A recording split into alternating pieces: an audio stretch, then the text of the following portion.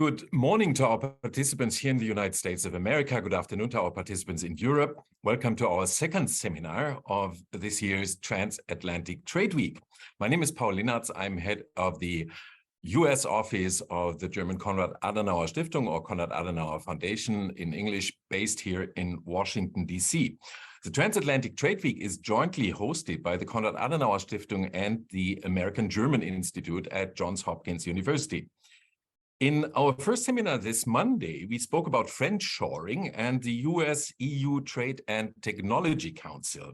That event is also available as a recording on both the KAS and the AGI websites, for those of you who may have missed it live.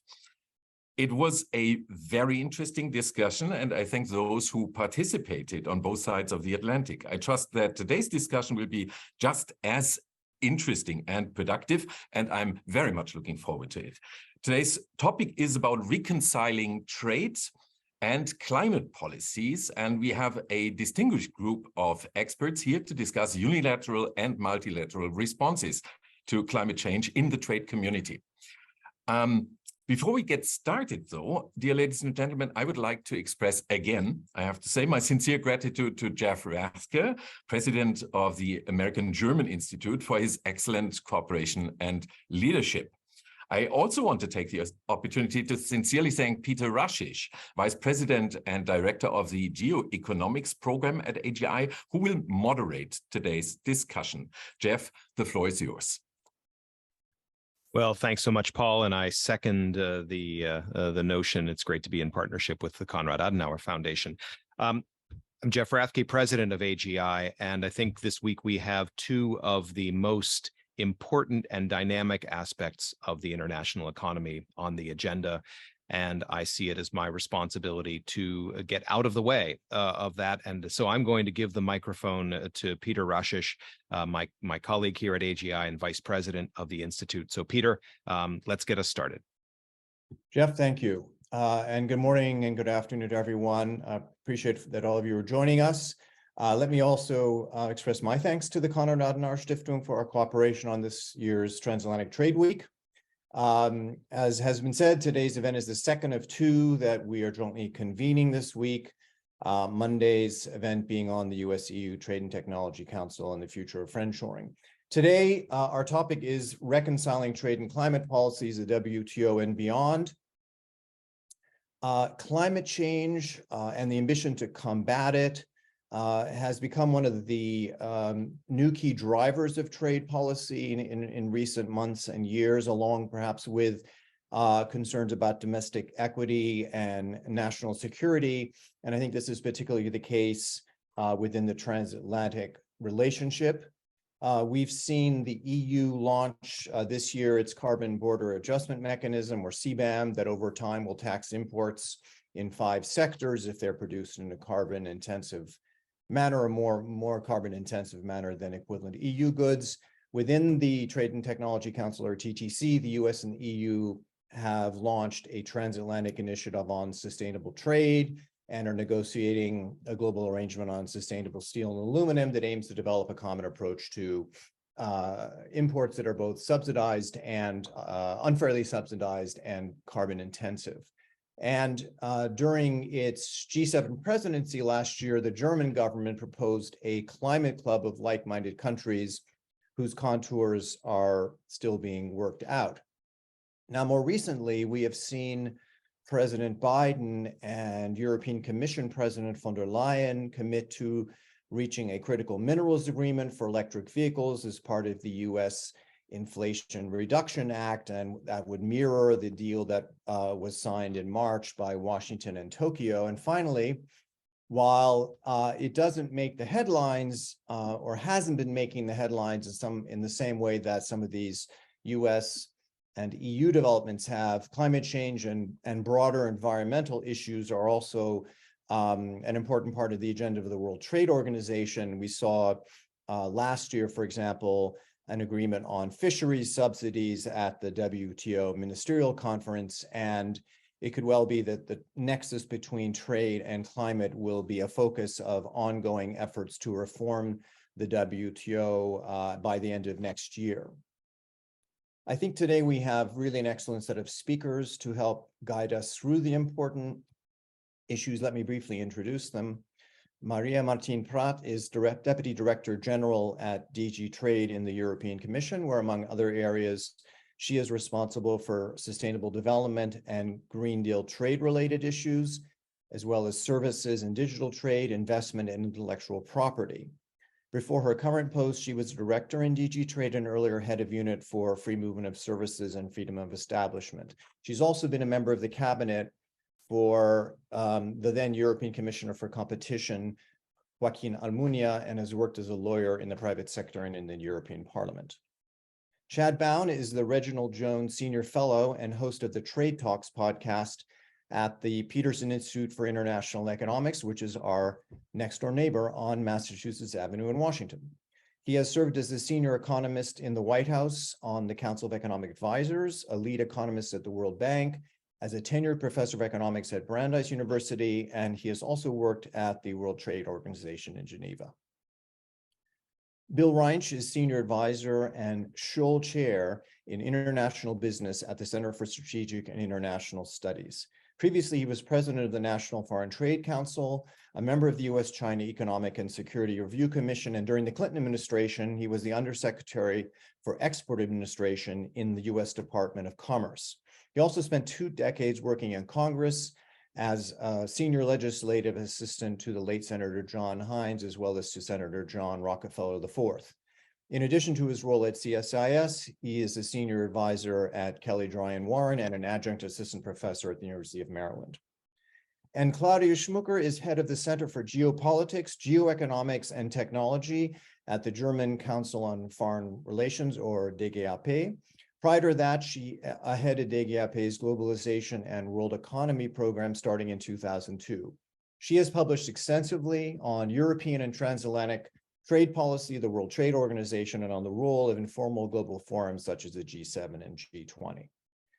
And at the end of our discussion, we are delighted today to be able to welcome back Kai Whittaker, who is a member of the German Bundestag from the Christian Democratic Union, who will offer concluding remarks on this year's Transatlantic Trade Week.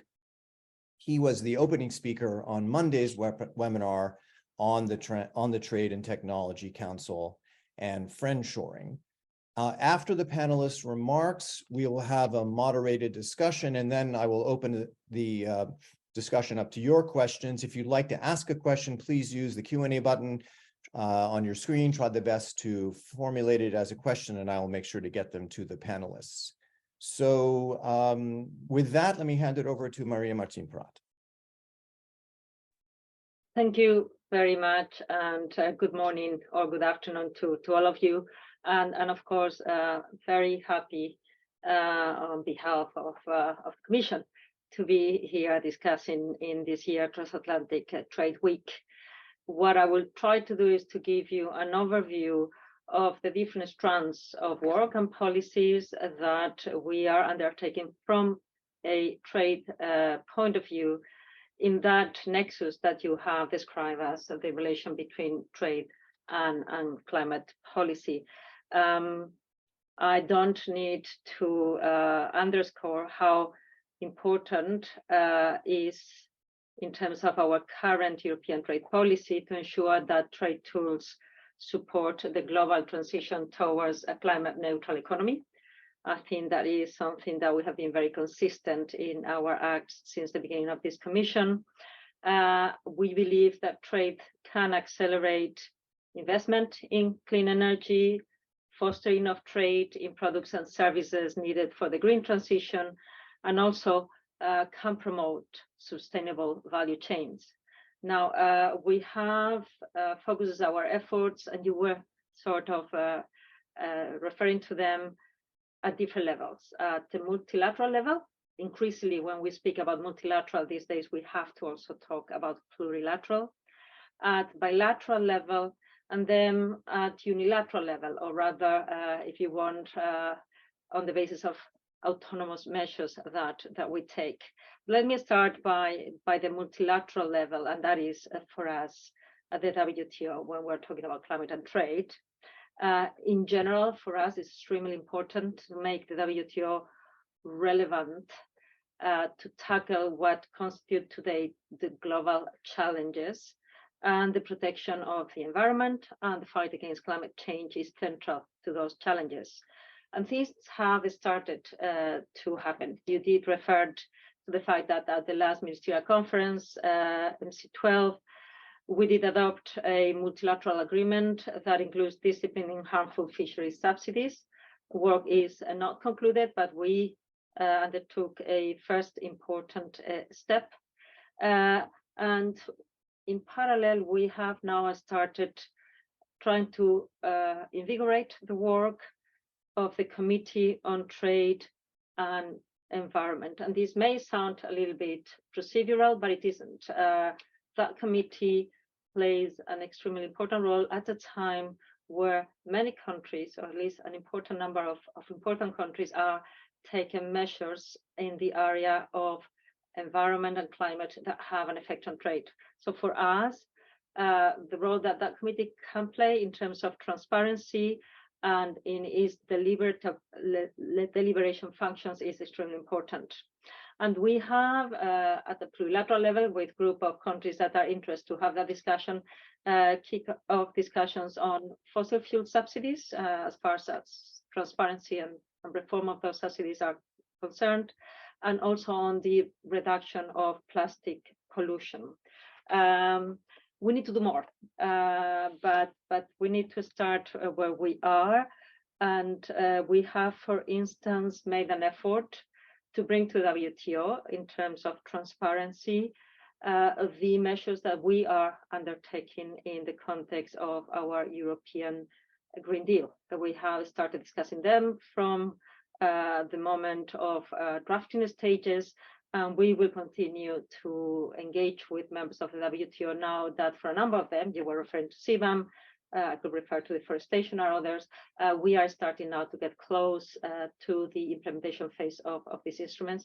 We are ready to engage in the WTO, as I was saying, in terms of transparency. We've also, at the occasion of the last ministerial, but it's outside of the WTO, teamed up with other countries to launch a coalition of trade ministers on climate, team up with Ecuador, with Kenya, and with New Zealand. At the moment, this coalition comprises 56 trade ministers. I include in there the 27 from the European Union member states. And of course, in there as well is the US trade representative.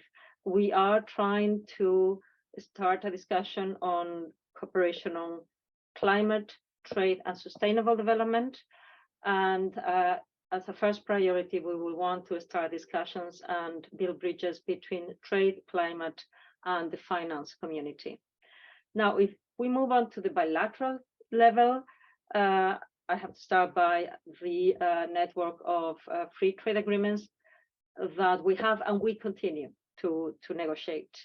And as we continue to negotiate them, we have also been increasing the emphasis on aspects related to trade and sustainable development. And those trade and sustainable development aspects with a specific chapter do include elements which are very important in terms of climate and environment.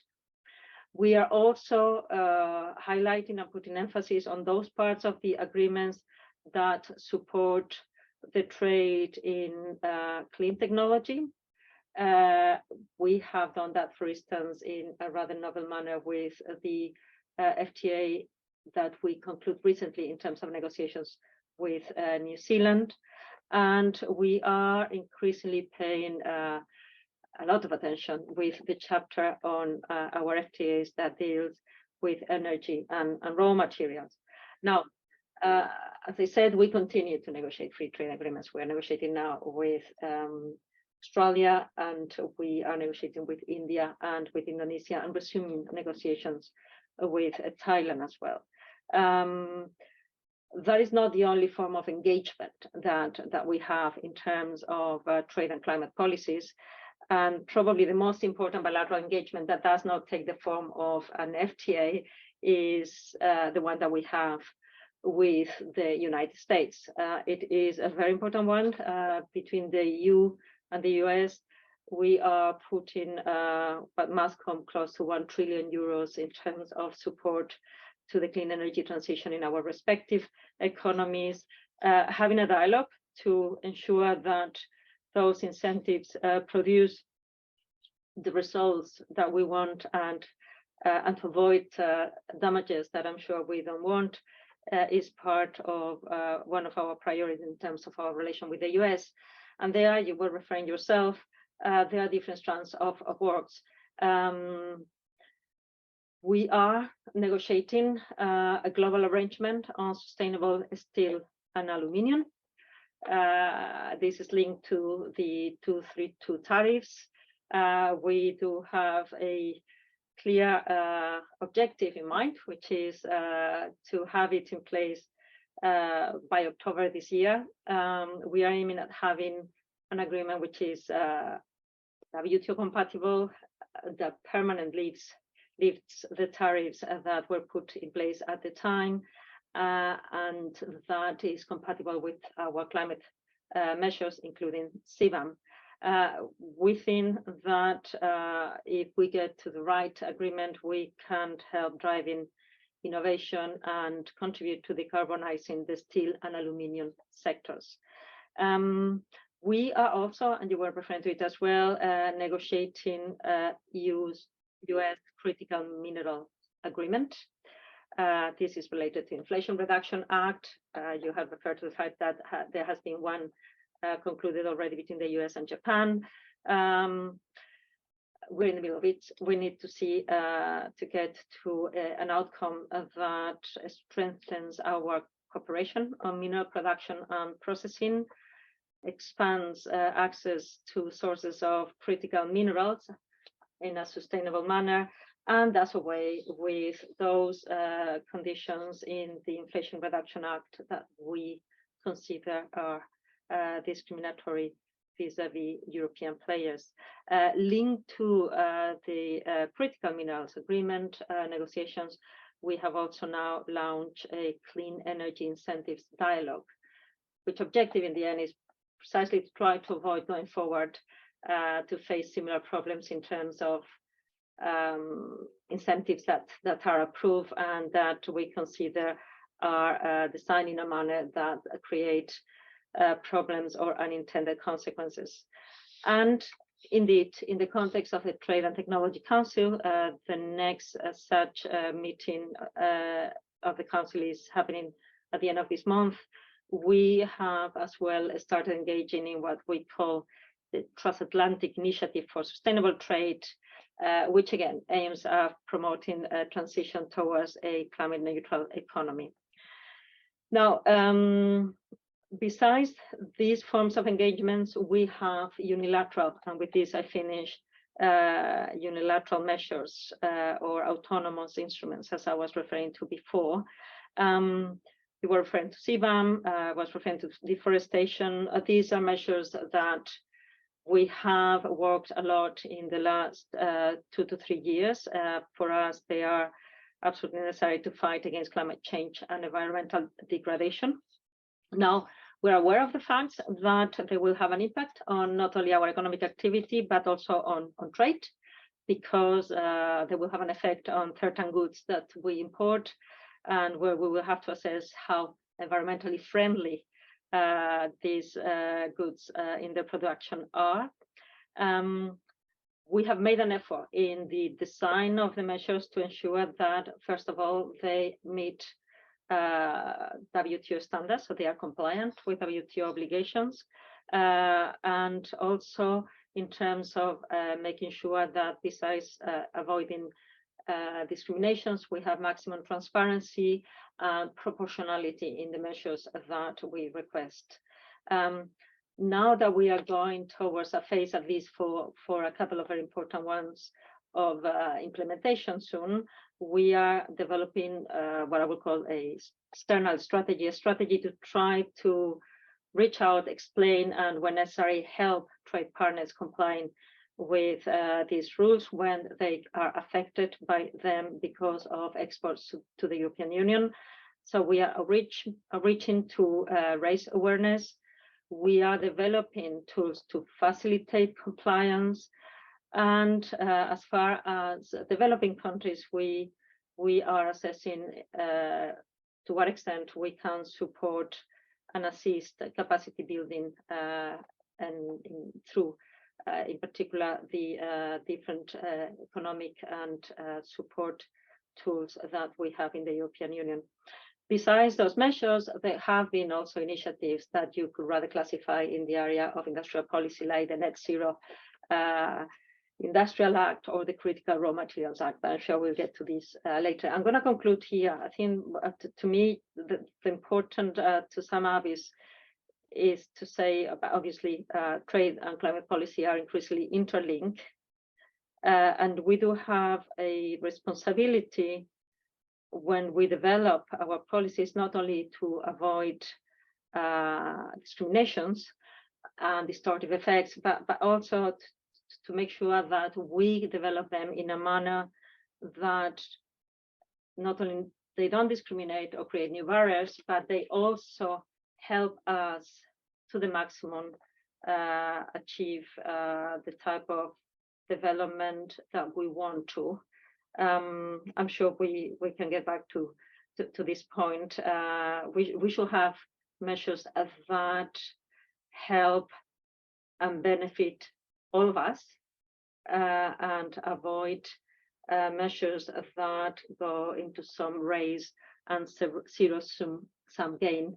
I'm sure this will come as well in the debate that will follow. Thanks. Thank you very much for those remarks. Let me hand it now to Chad Bown.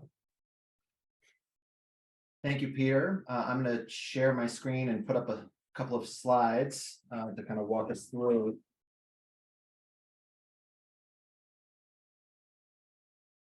what I wanted to show everybody. So can you see these okay? Okay.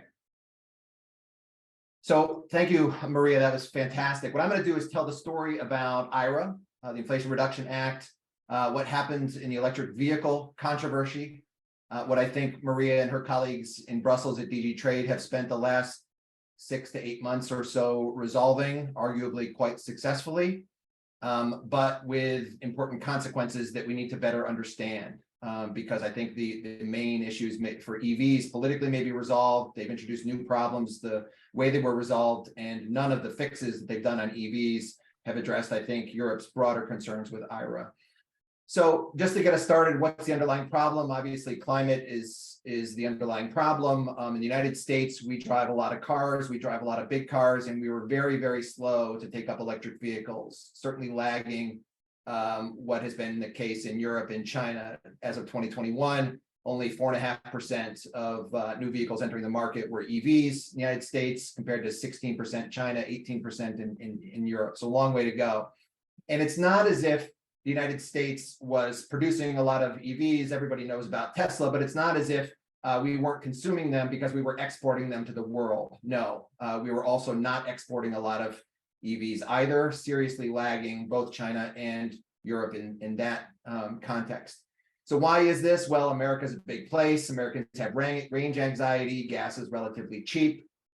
So you need to create incentives for consumers to switch over. And with batteries, they're heavy, they're big, and it was just really tough for the technology to get there. Second, we have a huge, huge legacy internal combustion engine industry in the United States, and there's very big worries about job loss associated with that during the transition. And so any piece of legislation would have to tackle that challenge as well. So think of the kind of, in the trade speak, that another China shock type of issue. And then third, and Maria sort of hinted at some of this, China dominates the supply chain for essentially all battery inputs, whether you're talking about the critical minerals that are essential or components, things like that. So this is sort of the starting point. We get IRA. And how do we implement IRA? Well, we have these amazing consumer tax credits. Everybody knows these things now, called Section 30D. So if you're an American consumer, you can get up to $7,500 tax credit, a subsidy. But there's a couple of key criteria. One, you can't be too rich, and it's for vehicles below a certain price. The argument being they really wanted to incentivize automakers to develop models for the mass market, right? To really, really get Americans into electric vehicles. But second, there were other important supply side criteria, which ultimately turned this consumer tax credit into a production subsidy and essentially industrial policy. The first is that you're only eligible for this if the vehicle is assembled in North America. And then the second is if the two critical battery components, so critical minerals and the battery inputs and the components are sourced from a restrictive set of places, either North America for critical minerals could be a free trade agreement partner. We'll come back to that. Or sometimes recycled, but essentially over time, the next couple of years, you could not, if you wanted access to these tax credits, source these things from China. The idea being trying to develop a second supply chain for these things outside of China. Okay, so what happens? Europe, not Maria, though I'm sure she was upset as well, but we had a lot of European officials got very upset, culminated with the visit of French President Macron to the White House, a state visit in early December, and the Biden administration, the president himself, says that yes, there were errors made when drafting IRA, and we can make tweaks to try to accommodate some of the main concerns, especially when it comes to electric vehicles of our European friends. It was not meant to exclude you. So what do? A couple of things, and we'll talk about critical mineral agreements in a moment, but I think that's secondary. The big bombshell comes with the December 29th announcement from Treasury and the IRS saying, essentially there's this entirely separate track of IRA, not this Section 30D thing, this Section 45 track for which you can also get a tax credit provided you lease the vehicle. And under that track, none of those other criteria apply. So the vehicle doesn't need to be assembled in North America. It doesn't need to have its battery inputs sourced from China. And also there's no price cap or income cap. So provided you lease it, you can get a tax credit. Now, over the next couple of months, Treasury also released guidelines for, in IRA, nowhere in US law is a free trade agreement defined, and it's not in IRA. And so Treasury says, we can come up with our own definition for a free trade agreement partner to allow our friends and allies to get access to the tax credits for critical minerals. And so they define that as satisfying one of these four criteria. Japan signs an agreement. The commission is in the process of negotiating one. Other countries have said that they want one as well. Okay, so what's happened? Well, so far, EU exports to the United States of electric vehicles have not dropped off at all. In fact, they've continued to boom, right? So they're growing, no signs of slowing down, not after IRA goes into effect and the North American assembly criteria kicks in on August 16th. So why? Well, I think there's two pieces to that. One, the period of August, September, October, November, December, there were very few vehicles at all that satisfied the criteria in Section 30D. And so if nobody satisfies the criteria, there's no discrimination. And so consumers just continued to import because they weren't facing any sort of bias. But second, starting in January, given that December 29th Treasury announcement, you had this second track. You could lease vehicles. Well, given that, what are we seeing in the leasing data? Here's the leasing data. So in December of 2022, so the announcement is December 29th. It was between Christmas and New Year's. I was working that week, but I don't think anybody else was. I took off the following week, so I was working the week between Christmas and New Year's. So I saw this in real time and was shocked and called my friends in the auto industry to make sure I was interpreting this thing correctly.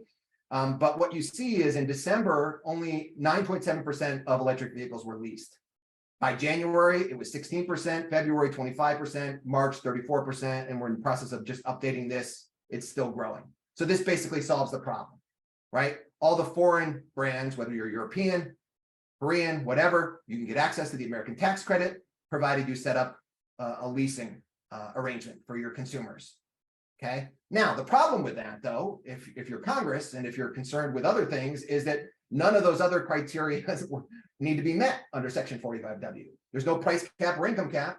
So now, you know, these tax credits can be taken up by rich Americans buying like the fanciest Porsches or Lamborghinis. So not the mass market models. Strips out that incentive. There's no incentive to source the battery inputs out of China, not critical minerals or battery components. So this takes some of the pressure off of the need to actually sign a critical minerals agreement with the United States if you're the Commission at this point. There's no extra benefit for the European companies if they want to just lease instead. They don't have to actually jump through those hoops and change their supply chains and take those additional costs. So my concern is that if that is an underlying concern, and I think we should be concerned about having a supply chain for critical minerals so reliant on China, that the leasing fix undermines this other criteria, and we're going to need to do more. All right. Now, just to play fair here and talk about discrimination, we look under the hood, of course, Europe has tremendously discriminatory policies in place when it comes to electric vehicle imports through their tariff schedule, right? Europe has a 10% import tariff on EVs, the United States only 2.5%. An import tariff to an economist is the combination of a consumption tax and a production subsidy.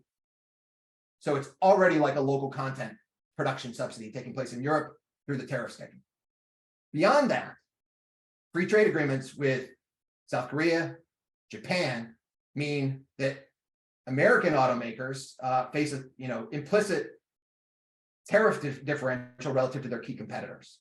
The only one they have a level playing field with is China, and that's the reverse in the United States market. In the US market, we have the extra trade war tariffs on China that Europe actually feels like it's getting a preference in the US market relative to its main competitor for the Teslas and Volkswagens that would be being assembled in China and shipped around the world.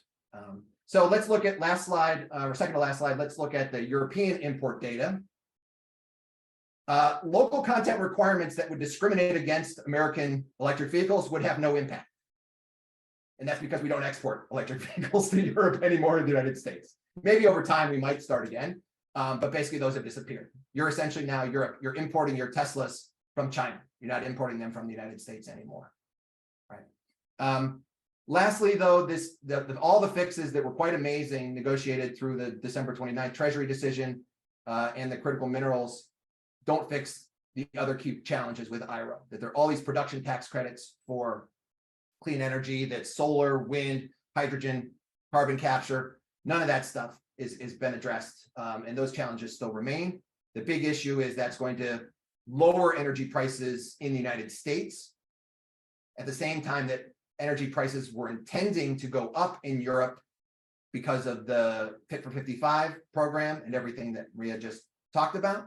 That creates this asymmetry, sort of an artificial competitiveness concern from the European side on the United States, on what the United States is doing. That's a challenge that's ongoing and that we'll have to continue to figure out how to resolve. Thanks. Shad, thank you very much for those insights and I guess what I could call a reality check. Let me hand it over now to Bill Reinsch. Well, thank you. Thank you for having me.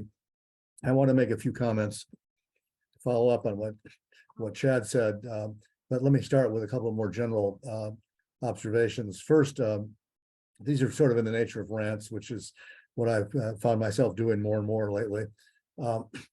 I listened to the session on Monday and was intrigued by the discussion about focusing on deliverables or relationship building and the importance of relationship building, which most of the speakers said was the more likely outcome of the upcoming TTC meeting.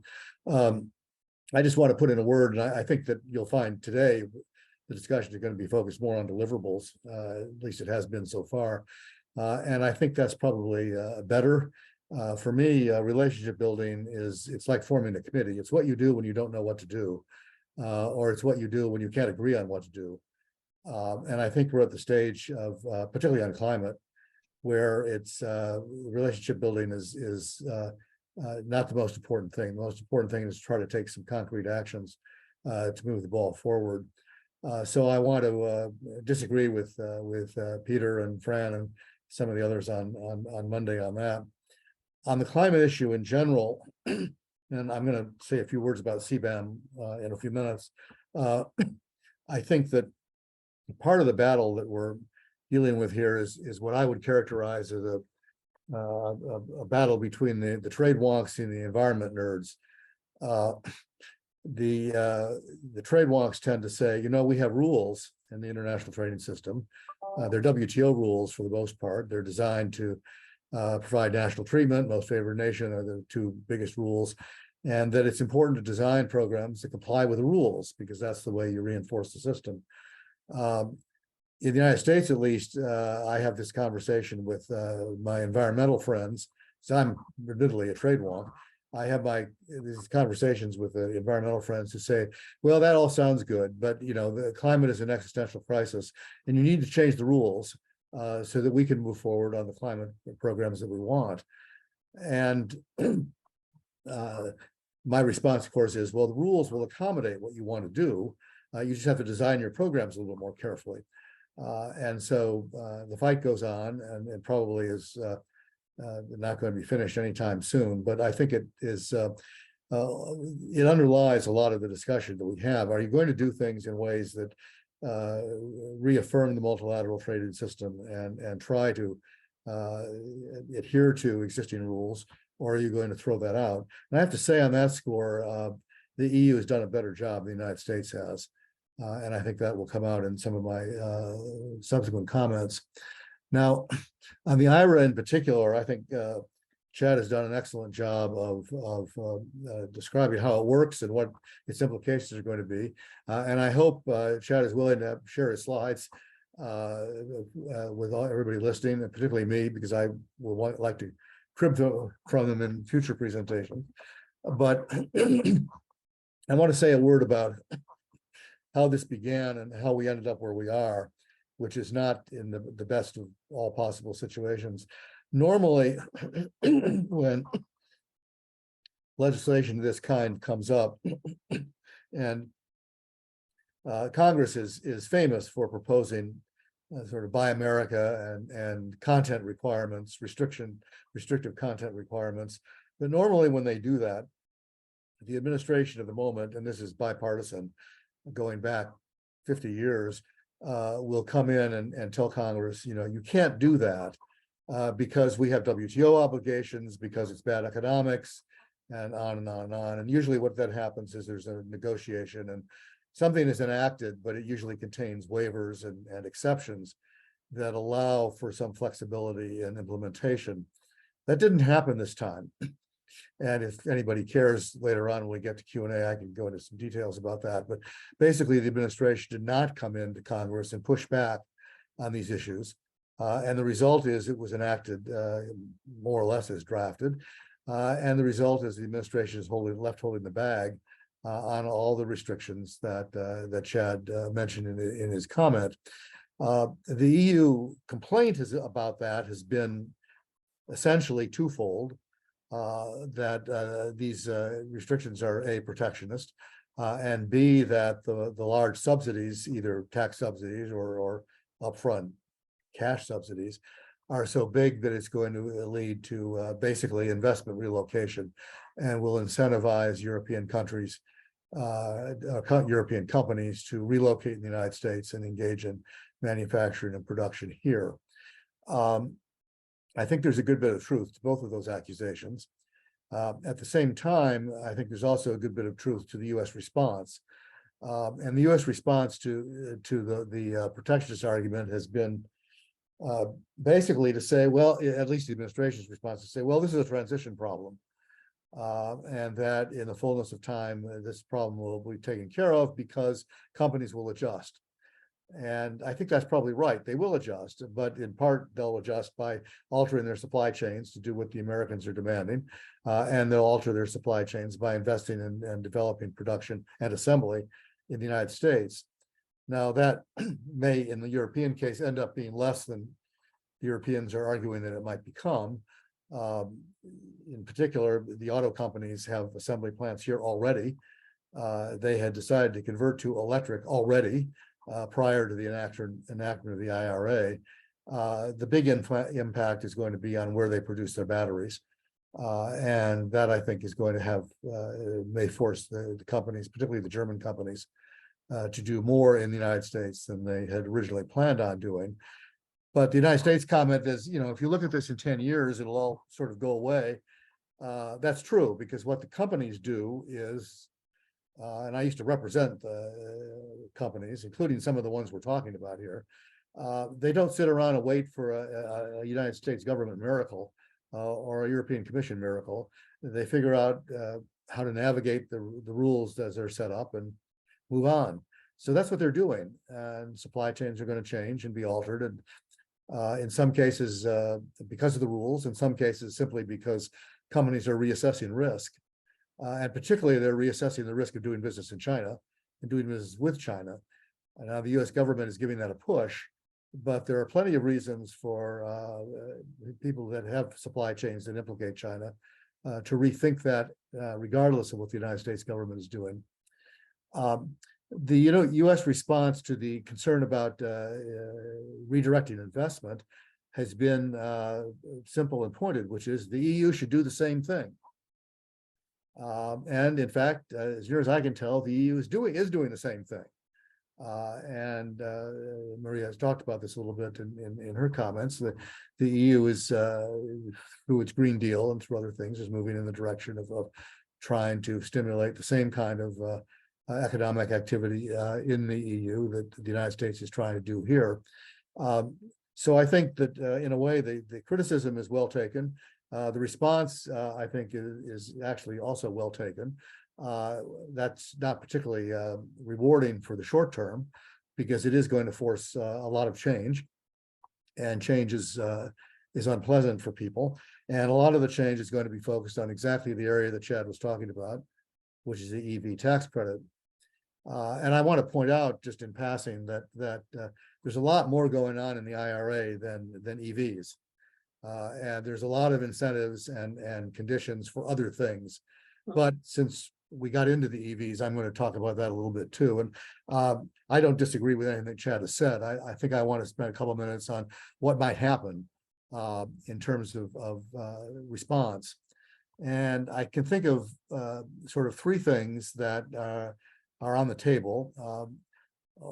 Well, one isn't really on the table, but it might be, and that is the US might reconsider what it's done. There's a lot of people who think that would be a good idea. I keep waiting for the environmentalists to march into Congress and say, you've created a set of standards that are slowing down the transition to green technology, not speeding it up. Why did you do that? Well, particularly with the ban on Chinese minerals, which is going to slow everything down in the short run. So far, that hasn't happened. And maybe it won't happen. I think if it does happen, you might get Congress to rethink what they've done. But I think the best you'll get out of Congress is not a change in the rules, but more time to comply with the rules, which would probably make sense, because a lot of the rules go into effect beginning of next year, to begin with the minerals ban at least. And it's, I think, a fair statement to say that there are no car companies that are going to be able to meet all of those requirements in the time period that they have between now and next year, now in 2025. So more time to comply would be partly a way out. That won't make the EU particularly happy, but it will give the auto companies more flexibility. The other thing that is very much on the table, which the previous speakers have alluded to, is the critical minerals agreement.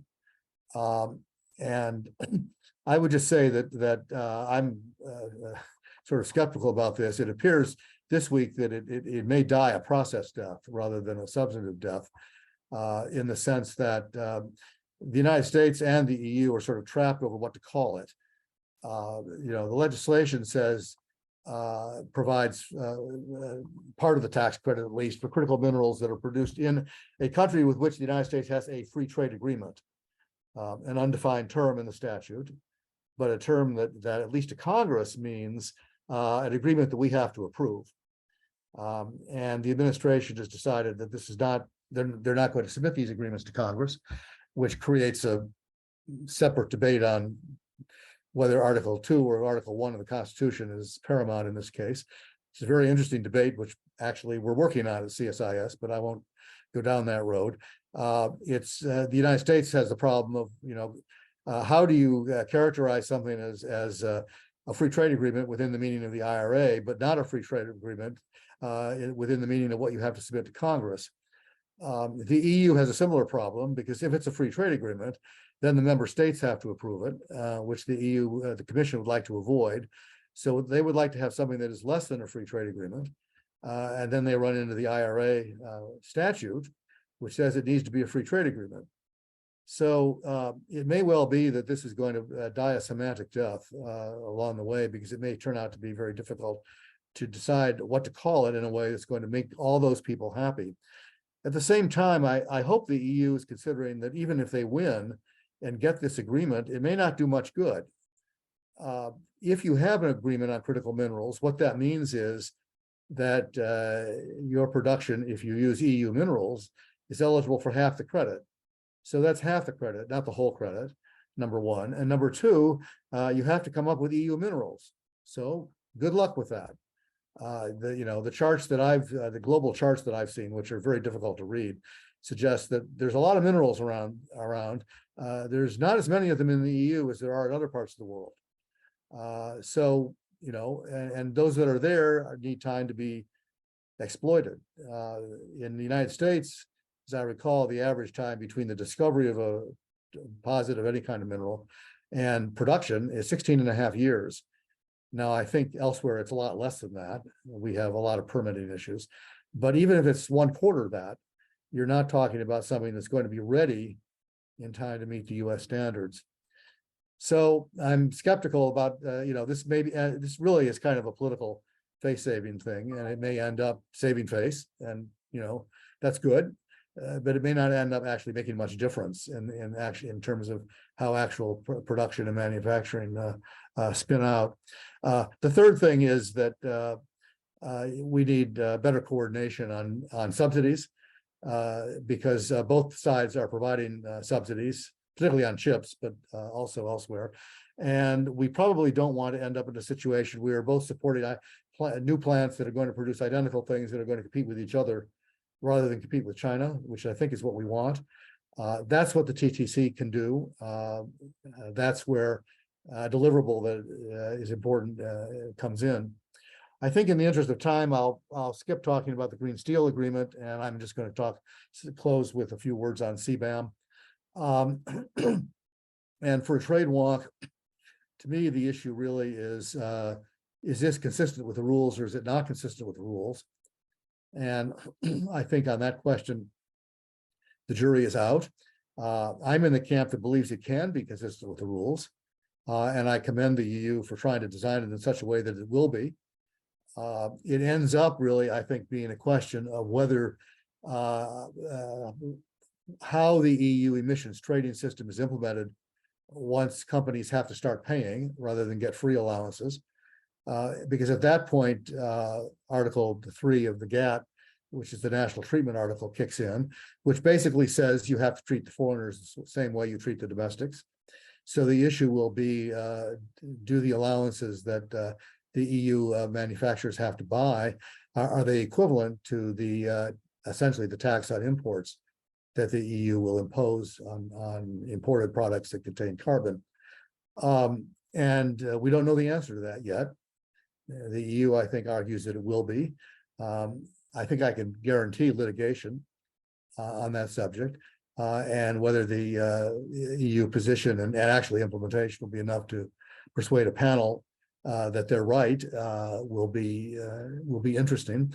I think the problem here that when CSIS has looked at this, we've sort of seen three potential scenarios, which we sort of described as the virtuous circle, the death spiral, and the meh scenario. We'd like to end up with a virtuous circle here. That is one where the EU, which has taken the lead on regulation in this sector, as they've done in a lot of other sectors, has realized a first mover advantage in regulation. We'd like to see that inspire other countries to do the same thing, including the United States. And it certainly inspired politicians in the United States to think about it more seriously and to make some proposals. It's hard to see the EU, it's hard to see the US making much progress until we're willing to accept a carbon price or have a carbon price of our own. And it's hard to see a lot of progress being made until we have more of an international agreement on how you measure carbon content. If you can get there, and that's something they're trying to do in steel right now, if you can get there, then I can see a virtuous circle developing in which the EU does what it does, and everybody else follows suit with similar provisions, and we have a race to the top. to quote Secretary Blinken's phrase. The alternative is the death spiral, which is we don't do that. We sue each other. We sue Europe in the WTO. We sue Europe in the United States. We sue them in third countries. They sue us because we sue them. You know, this is America. Anybody can sue anybody for anything, and we usually do. And it all kind of devolves into a massive litigation that slows things down. That's to be avoided. The third scenario, the myth scenario, is does the CBAM really affect Americans? And if it doesn't, who cares? And the short answer is right now it doesn't, but when you add chemicals, it will. And you will add chemicals. So, you know, if the United States is smart, it'll be taking this very seriously. So I think there's a path here to a happy ending, and I mean a happy ending for the climate. And it's a happy ending which also involves WTO compliance. But getting there is going to involve, I think, artful design and implementation by the EU, and a good bit of forbearance and by the United States as far as litigation is concerned, and a good bit of creativity on the part of our politicians to design similar approaches so that we can join the EU rather than fight it. And there's an area, I think, where the TCC also could play an important role of trying to get us to the virtual circle scenario. With that, I'll stop talking. Peter? Thank you very much. Over to you, Claudia. Thank you very much. After this deep dive into transatlantic relations on trade and climate, I would like to broaden the scope and offer more global level at the WTO level, because I think when you look at the more global level, there's much more room for cooperation in the transatlantic area, while we talk a lot about friction on CBAM or IRA when it's only the transatlantic level. So as was said before, climate change is one of the biggest, if not the biggest challenge we are currently facing. And trade has a strong impact on climate change, and it can be positive and it can be negative. When we look at the negative side, the WTO had figures in 2021. They said 20 to 30% of total CO2 emissions are associated with the production and transport of goods and services.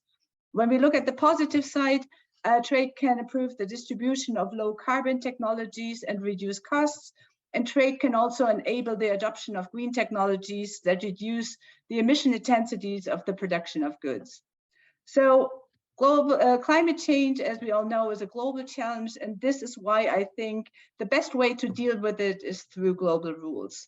And when we look at trade and climate change, the organization I would like to talk about is the WTO as a rules-based trading organization, and see are there approaches here where we can add the fight against climate change. As we all know, the WTO is in dire need of reform. Many of the rules are outdated, and it's very important that we advance the WTO agenda to 21st century trade issues. And as was said before, top priority is climate change, and the question what international trade can do to fight climate change and to facilitate an inclusive energy transition. So far, the WTO has no binding rules on trade and the environment or on trade and climate, and this definitely needs to change if you talk about the credibility of this organization. So there are several areas where the WTO tries to start to give answers to climate challenges, and I think Maria already started to address them. First, we have the fisheries agreement from MC12, which was a huge success, even though we need more in-depth rules, but it was a great first step. And then the second one is the 3 ministerial statements that Maria mentioned on trade and environmental sustainability. And it might seem that there are little initiatives, but I think if you look at the number of WTO members that are joining these initiatives, I think these are very important first steps. And I would like to briefly mention all 3. The first one is TESD, although I'm never sure how to pronounce this acronym, which is usually very difficult at the WTO level. So I might propose TESD, which is the Trade and Environmental Sustainability Structured Discussions. This initiative was launched in December 2021, initially only had 53 WTO member states, and now has 74 participants, including the European Union member states, and the United States. And it covers 85% of world trade. They want to advance discussion on trade and environmental sustainability and complement the work of the Committee on Trade and Environment. And we have working groups on goods and services, climate measures, circularity, and subsidies, which were mentioned also before as important areas for trade and climate. So what I think is interesting is that TESD is not only open for interested WTO members, but also external stakeholders. So we have the private sector, we have civil society, international organization, and academia that take part in the discussion on how trade can help to combat climate change. And I think this is a very innovative way forward that we should take into consideration when thinking about fora or forums, how to advance this topic. The second one, Maria mentioned it also, is the informal dialogue on plastics pollution and environmental sustainable plastic trade. Luckily, IDP is easier to pronounce. It was also launched in December 2021, where member states saw the need to address rising environmental, health, and economic cost of plastics pollution and the importance of trade dimension as a solution. So the goal is to map the plastic value chain life cycle, to talk about the reduction, about circularity. And here we also have 76 WTO member states, which I think is really impressive, again, including the European Union, European member states, and the United States. And here we have issues such as transparency, best practice, collective approaches, technical assistance, because it's also important to get developing countries into these discussions. So I think it might sound small, but I think it's very important first step. And the third ministerial statement is on fossil fuel subsidy reform, which was also launched in December 2021. It's open to all WTO member states. And again, same as TESD, seeks the involvement of stakeholders. And I think, as I said, this is very innovative. And I think this is the way to go. It only has 48 WTO members, which include European Union and member states, but not the United States.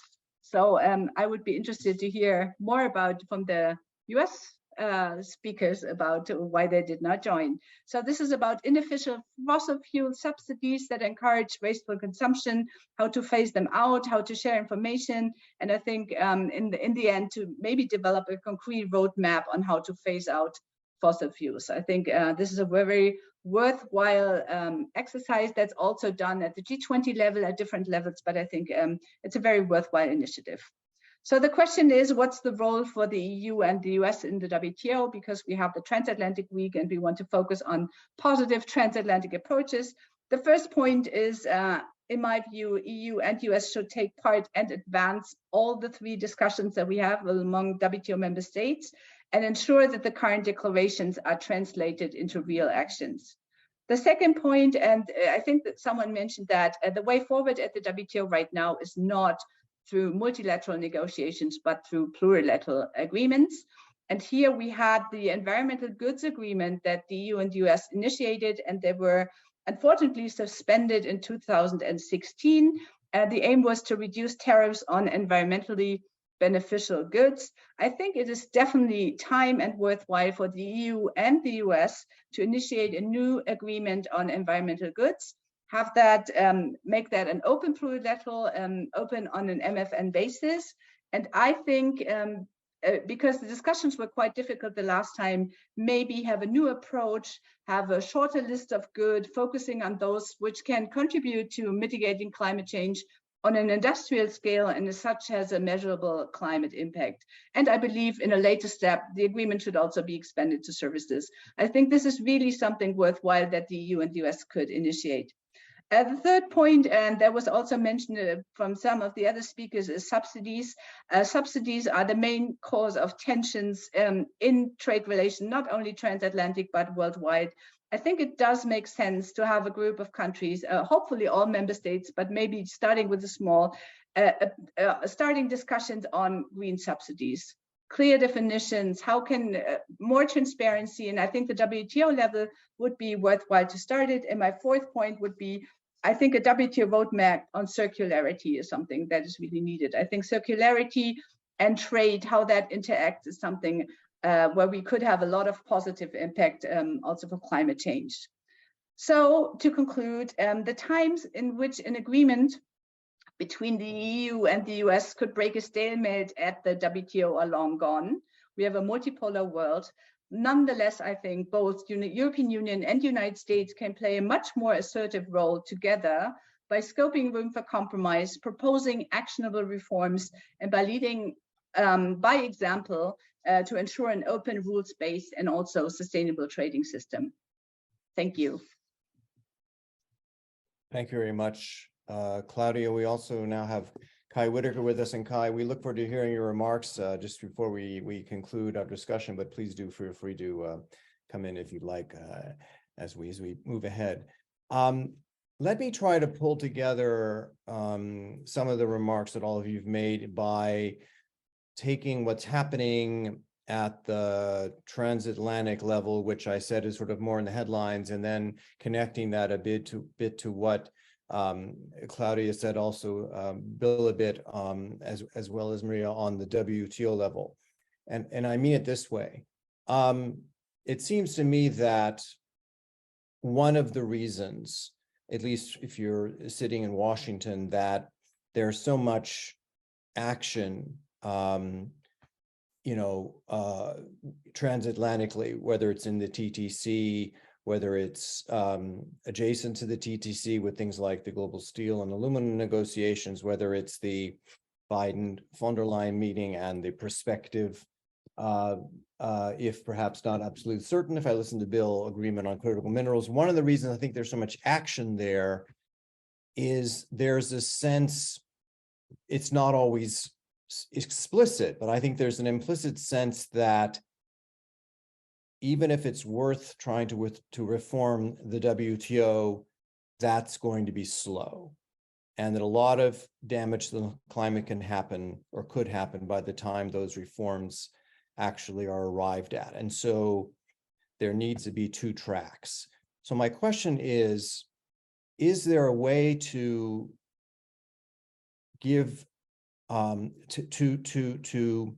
shift that dynamic and to give the sense that progress can be faster in the WTO? Now, and when I say that, I think of one proposal that has been mooted, which it's maybe doesn't have 100% acceptance yet, but one of the proposals that's been mooted is a climate waiver. In other words, the WTO members would be allowed to pursue certain climate actions, even if they were not consistent with WTO rules, at least for some kind of finite period of time, if all the members agreed to that, or enough members agreed to that to allow that to go forward. So my question is, do you accept my premise that one of the reasons there's so much action at the transatlantic level is that there's an implicit sense that the WTO is just going to be too slow at the moment? And if so, do you think that means that there needs to be some transatlantic and broader effort to find ways to speed up action at the WTO?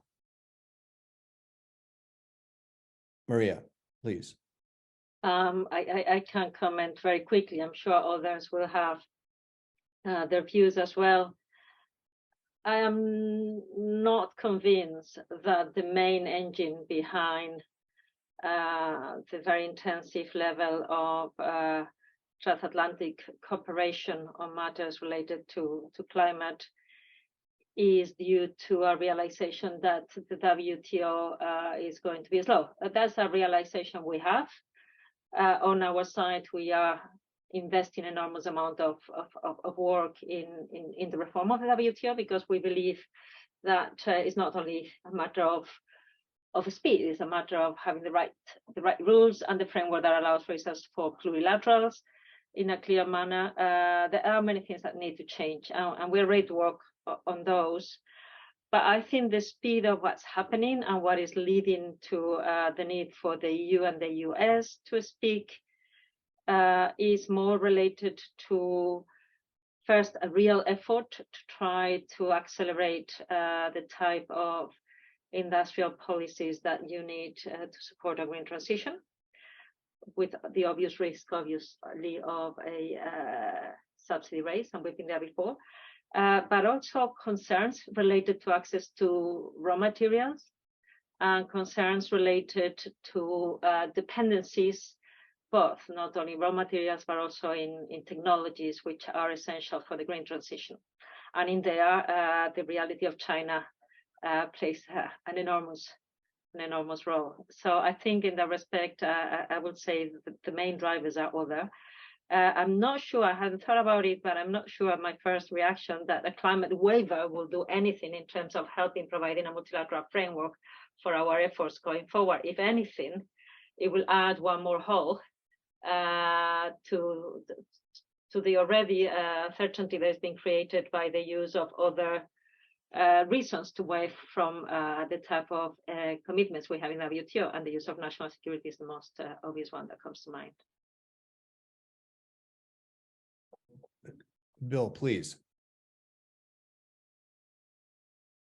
I think I agree with what Maria just said. I mean, I'm a confessed institutionalist and trade wonk about these things. I think the rules are adequate.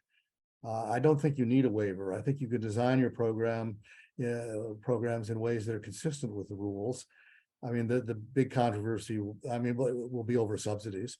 And, you know, I think the subsidies rules can be dealt with.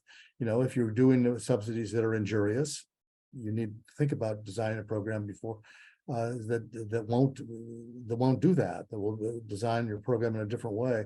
So I don't see a waiver as the right answer.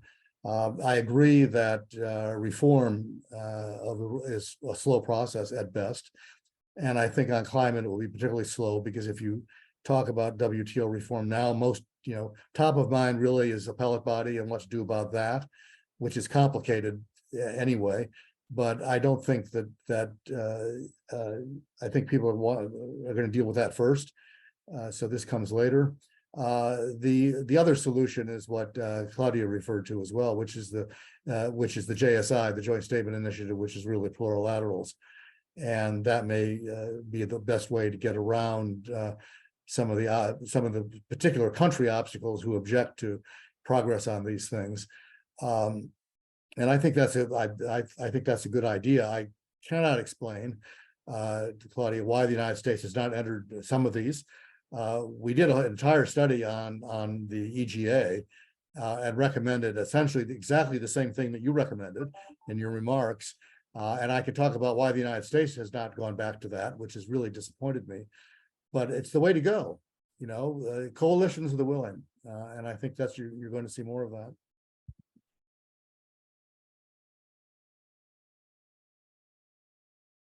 Anybody else like to comment on that? In that case, let me raise I think somewhat related issue, and that is, it has been mentioned, and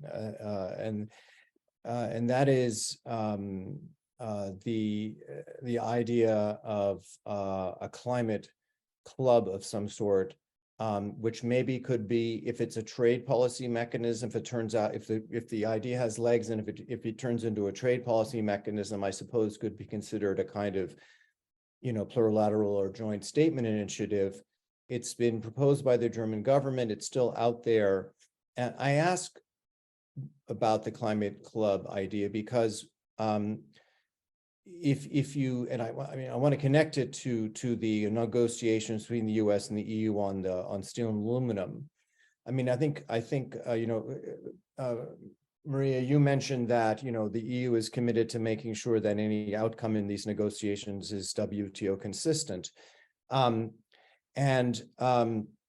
wonder if there's a way to if something like these negotiations were part of a broader framework like a climate club, would that offer, you know, which was not only a trade policy effort, but also, say, included some assistance to countries to decarbonize, some standards, a number of different elements, right, that went into a climate club. Would that be a way to help the United States and the EU agree on, you know, create the basis for an agreement on sustainable steel and aluminum, if you were to kind of broaden the framework for the elements that would be part of that solution. So I just wonder if anybody has any comment on this German proposal for a climate club. I don't know, Claudia, if you've been following that issue. Yes, it's a bit of a difficult issue because we do not understand it that much. So it was supposed to be the major achievement during the German G7 presidency. It already started when Scholz was finance minister. It was already something that was discussed in the finance ministry, and he took it to the chancellery, and it was supposed to be the big outcome. I mean, we had the last G7 summit in Elmau years before, where we had a lot of success on the climate issue, and climate was supposed to be the major progress again last year. So then we had the Russian aggression of the Ukraine, which basically overshadowed the entire G7 agenda, but we still stuck to the climate club, which was, I think, initiated in December. It's not a G7 climate club. It's open to all members who are committed to the Paris Agreement, and it has several elements. Also, as you mentioned, international partnerships to support just energy transition. And I read that in April, I think Indonesia was a bit interested. But it's very hard to figure out what this is all about. A lot of countries or a lot of embassies I spoke to was like, when we are part of it, does it mean we're exempt from CBAM?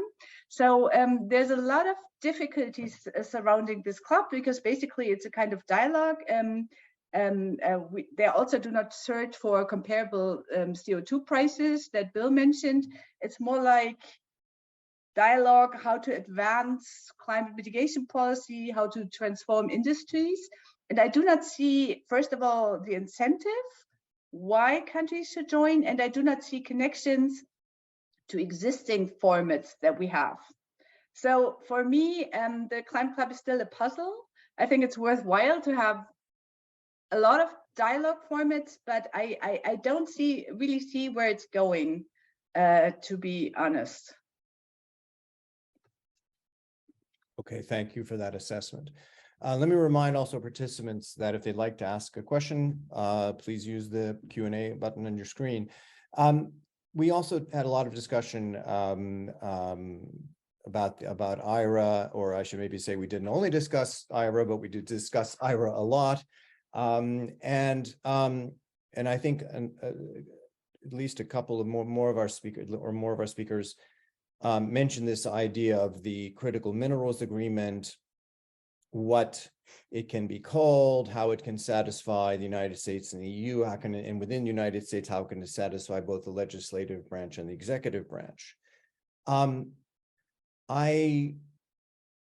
If we try to look ahead at where trade policy is going, given the fact that the climate crisis is, maybe going to get worse before it gets better, given the fact that while liberalization and market access as a premise of trade policy continues to have benefits, there's a sense that there are other competing priorities that need maybe more attention than they've gotten. Could we look at the IRA debate and the discussions on a critical mineral agreement rather, instead of as something that is kind of inconvenient because of existing law in the United States or practice in either the US or the EU, couldn't we look at it as a sort of a harbinger of things to come? Shouldn't we say to ourselves,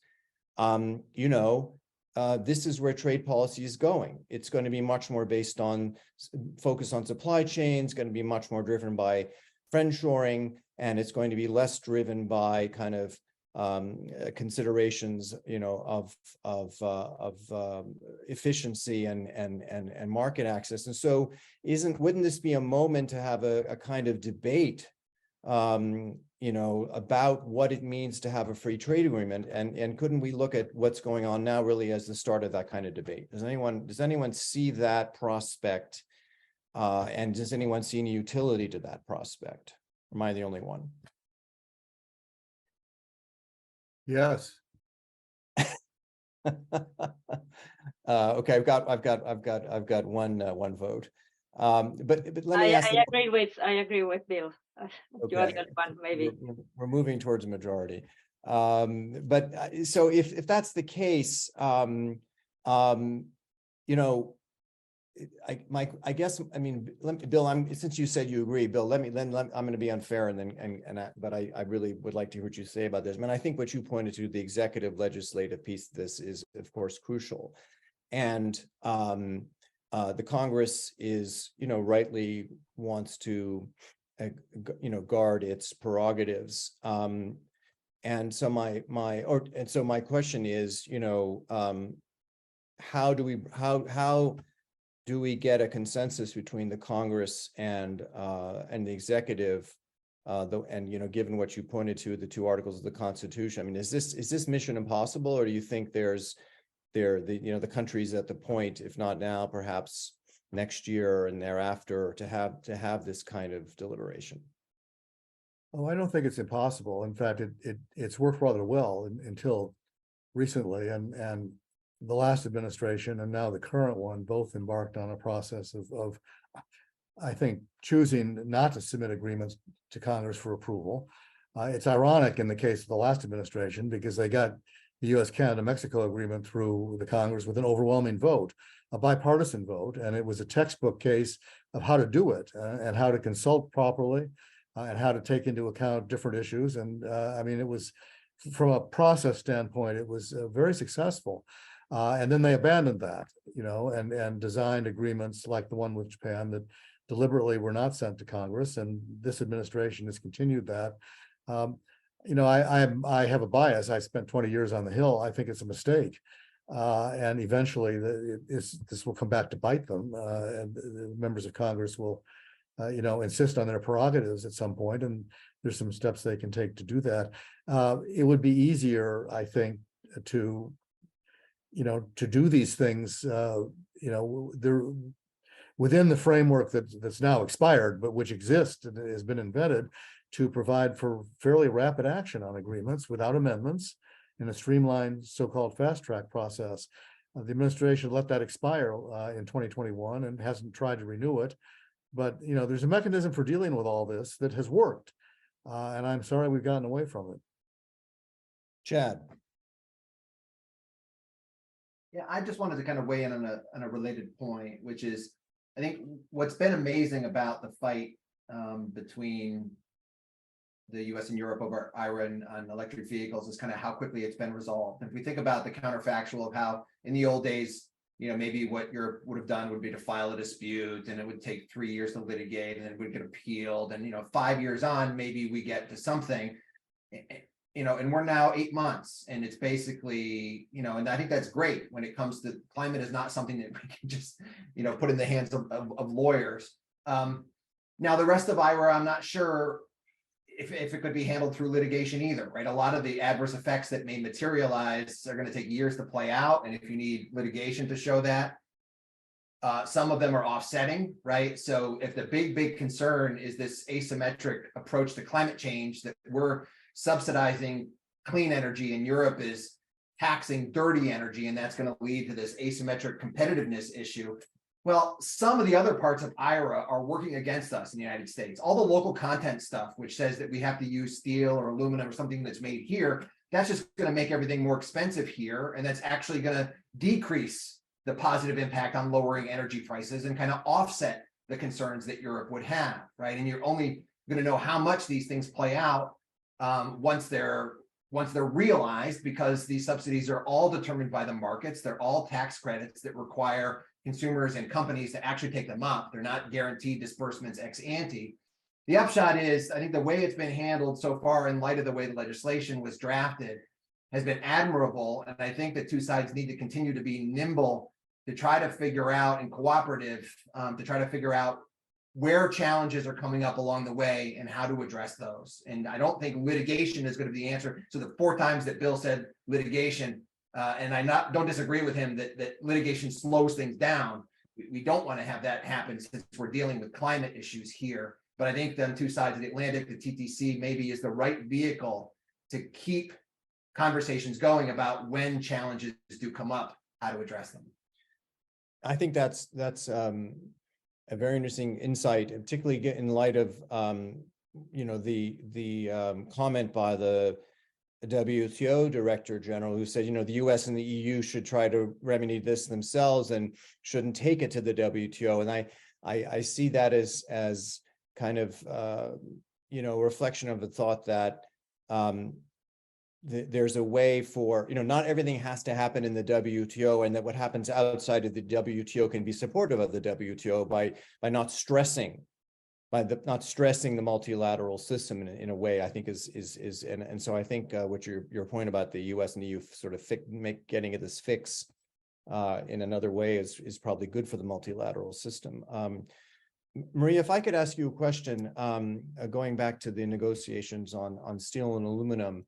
I know that you know, these are ongoing, and so there's you know, we're not asking for any scoops, but you know, looking at this point about making sure anything that comes out of it is WTO consistent, do you think there's a way that instead of looking at tariffs as a mechanism, that there's a way that common standards between the US and the EU could help to arrive at a goal on how to treat subsidized and carbon intensive steel and aluminum that would satisfy Washington and Brussels and, you know, and Geneva and the WTO that is home there?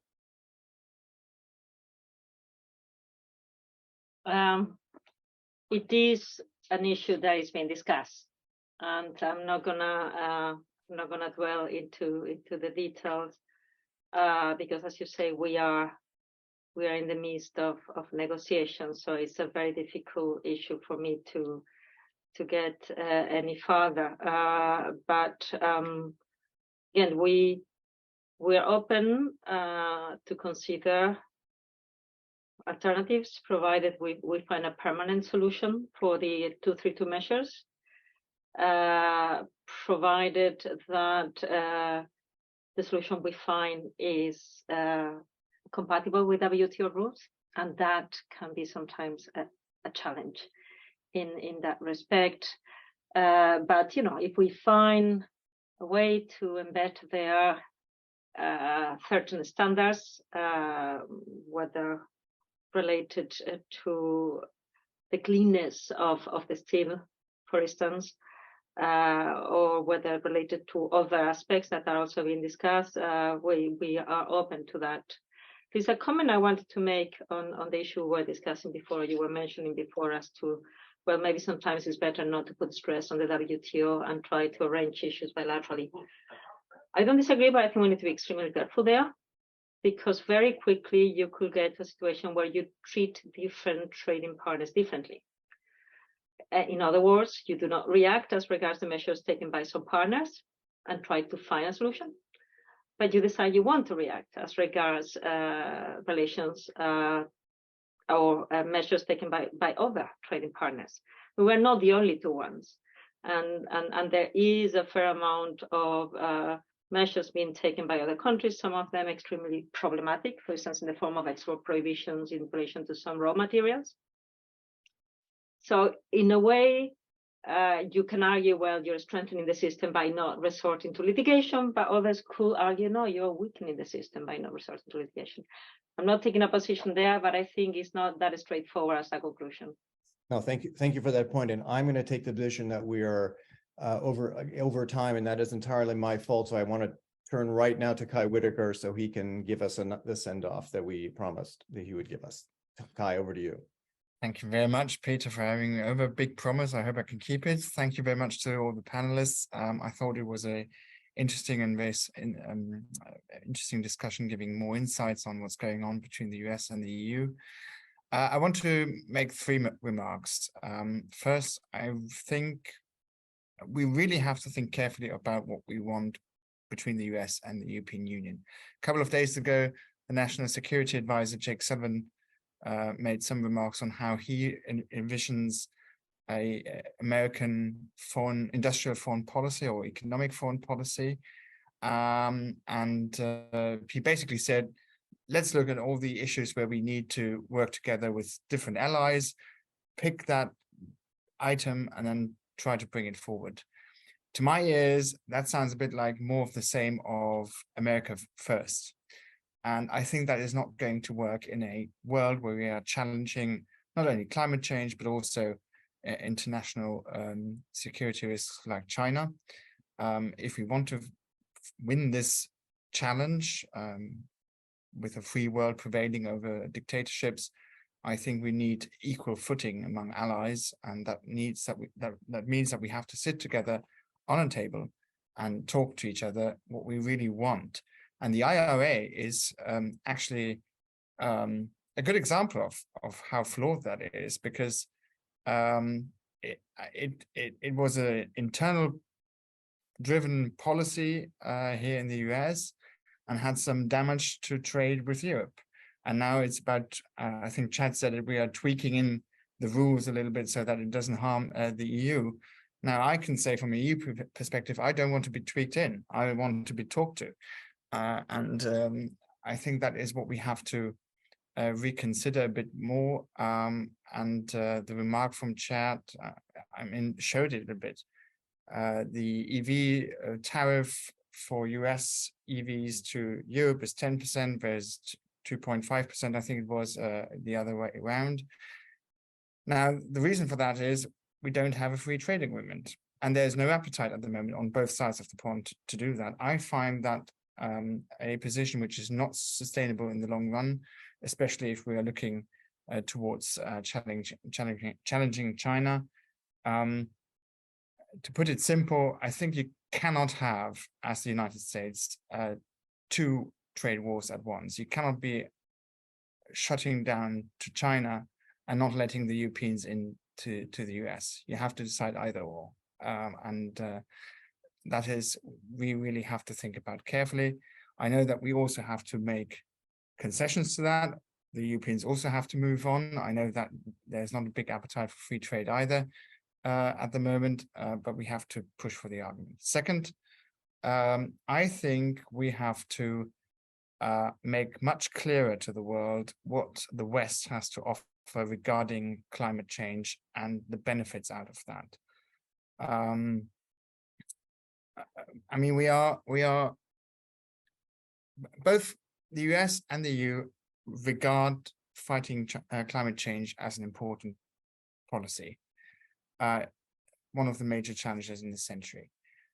Both are willing to put lots of money on the table. The EU just announced the Fit for 55 program. The US followed with IRA.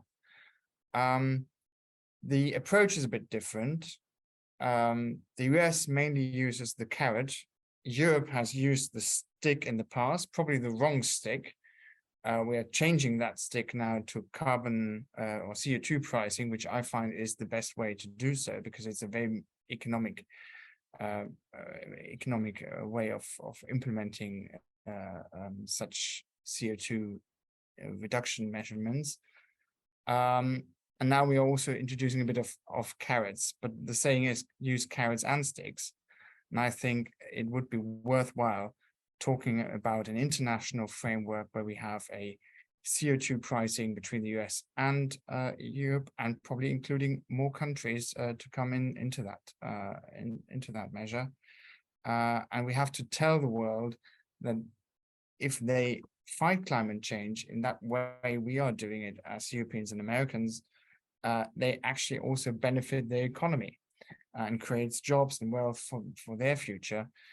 And it could be the big answer, the big Western answer to the Chinese Belt and Road Initiative, which we see unveiling now for over 10 years, and which is highly attractive to many other countries, which are at the moment sitting on the fence between the two major blocks which are emerging right now.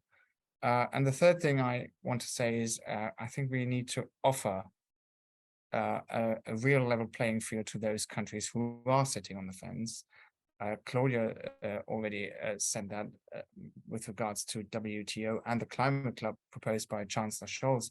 I agree with her that the idea is rather vague what the Climate Club should achieve, but if it was there to promote CO2 pricing, some kind of CBAM internationally and what have you, I think that would be much more concrete and could offer some benefit for those countries, especially if we can then give them access to our markets as well.